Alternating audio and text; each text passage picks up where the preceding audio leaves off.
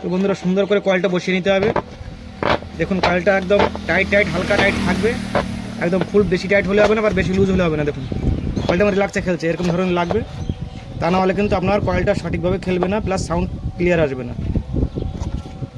তো বন্ধুরা Q1 3.5 ওয়াটের স্পিকারে কয়েল করতে হবে। দেখুন একটা যে বের করেছি কয়েল পুরো একদম ছেড়ে গেছে, এর কয়েলটা আমি করব। আর কী কয়েল লাগবে সব কিছু আপনাদের আমি দেখাবো, সঙ্গে থাকুন, দেখতে থাকুন, আশা করছি ভালো লাগবে। এবার আমি বুলবার মেশিনকে টুপিটা তুলে নেব সুন্দর করে।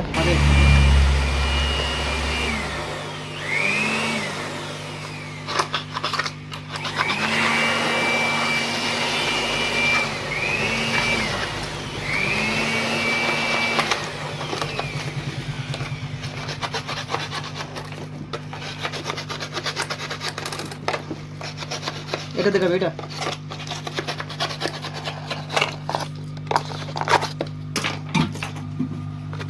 দেখুন পুরো একদম পুরো কয়েল পুরো জাম হয়ে গেছে।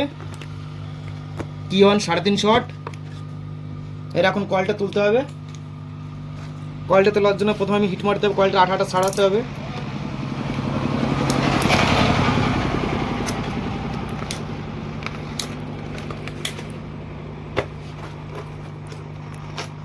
এটা পুরো একদম ছেড়ে যাবে। এই কয়েলটা রিল্যাক্স বেরোবে না, কিন্তু কয়েলটা তুলে গেছে ওর জন্য রিল্যাক্স বেরোবে না, তাও বেরোয় নাকি দেখছি। পুরো কয়েল পুড়ে গেছে একদম। স্পিকার ওয়াট অনুযায়ী মেশিনের ওয়াট একটু কম থাকাটাই বেস্ট, বেশি হলে কিন্তু পুরো ফুল পুড়ে যাবে, এরকম কয়েল চলে যাবে।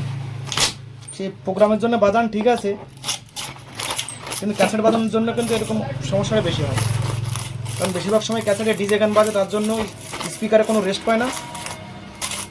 দেখুন কি অবস্থা, কয়েল পুরো একদম মাথা থেকে ছুটে গেছে, পুরো কালো হয়ে গেছে। দেখুন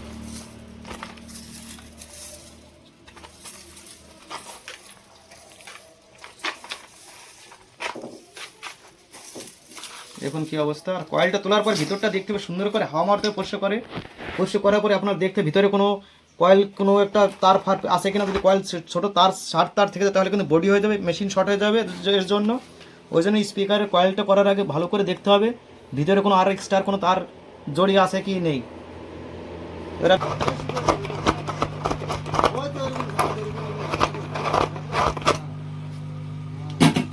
আঠা মোটামুটি চাকু দিয়ে কাটা হয়ে গেছে।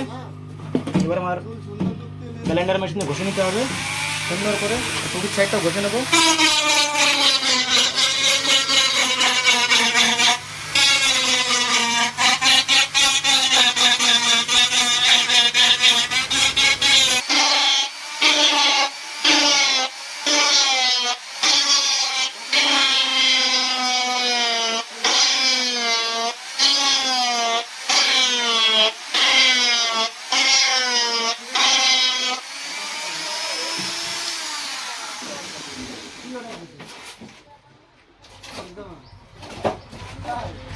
লুজ করলে হবে, বেশি লুজ করলে আবার সমস্যা আছে, আঠাটা ঢুকে যাবে। আর স্পিকারটা ঘষতে হবে পুরো ফুল লেভেলে, একদিকে কম বেশি হলে পরে হবে না, পুরো সব জায়গা সমান পুরো ফুল লেভেলে ঘষতে হবে, তা নাহলে স্পিকার কয়েল কিন্তু সাইড হয়ে যাবে, আওয়াজ ভালো হবে না, ফাট ফাট করে বাজে আওয়াজ আসবে।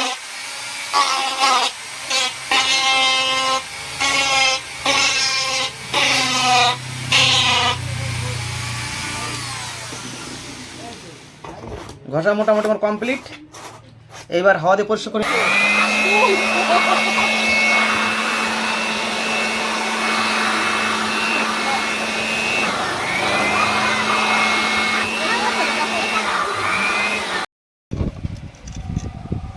এটা হচ্ছে 75.5 কয়েল, এই আশিকার কয়েল আছে এটা।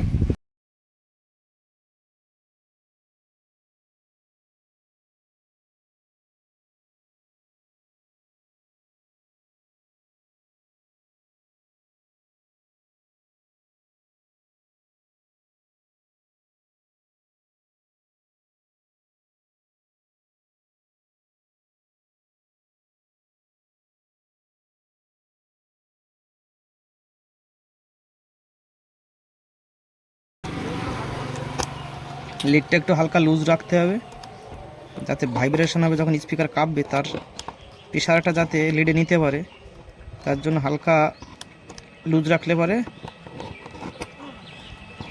সহজে লিড কাটবে না। হয়ে গেছে, সুন্দর করে ঝাল করে নেবো। আগে পেস্ট লাগিয়ে দেবো একটু।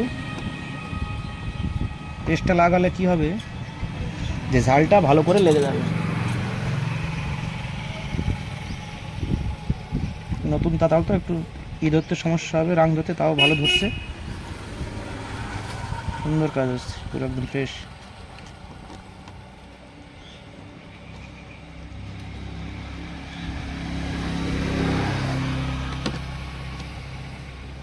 লিড ঝালাই হয়ে গেছে। লিডের মাথা যতটুকু বড় আছে বড় তারটা আমার কেটে নিতে হবে।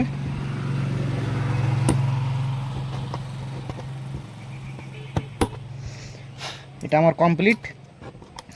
আঠা দিতে হবে। এবার আঠা দেওয়ার আগে আরেকবার লিটের হাইটটা দেখে নিতে হবে, কারণ অনেক সময় কয়েলের চাপে লাগানোর সময় বসে যেতে পারে এই কয়েলটা, তার জন্য একবার দেখে নিতে হবে লাস্ট ফিনিশিংয়ে আঠা দেওয়ার আগে।